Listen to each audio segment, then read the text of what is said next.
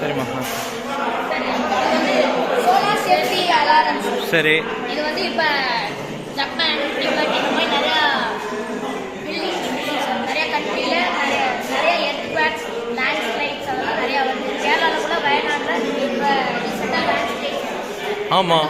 Land ஸ்லைட்ஸை நம்மளுக்கு முன்கூட்டியே தகவல் கொடுக்குறதுக்கு இந்த இது யூஸ் ஆகும். சரிம்மா.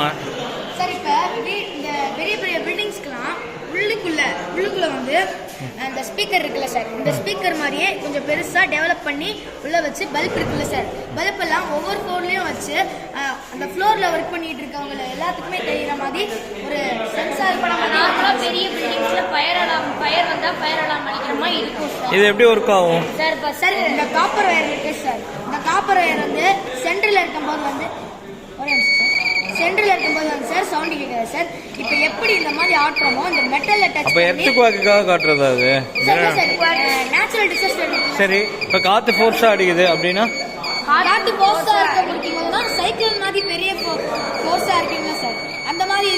அப்போ நீங்கள் எப்படி சொல்லணும் அப்படின்னா இதெல்லாம் ஹெவியாக போட்டிங்கன்னா காற்று இல்லாமல் ரொம்ப ஃபோர்ஸாக நிலநடுக்க வரும்போது இது பண்ணிக்கலாம். சோலார் பேனலும் யூஸ் பண்ணிக்கலாம். ஓகேம்மா, சூப்பர், வெரி குட், நல்லா இருக்கு. தேங்க்யூம்மா, தேங்க்யூ, சூப்பர்மா.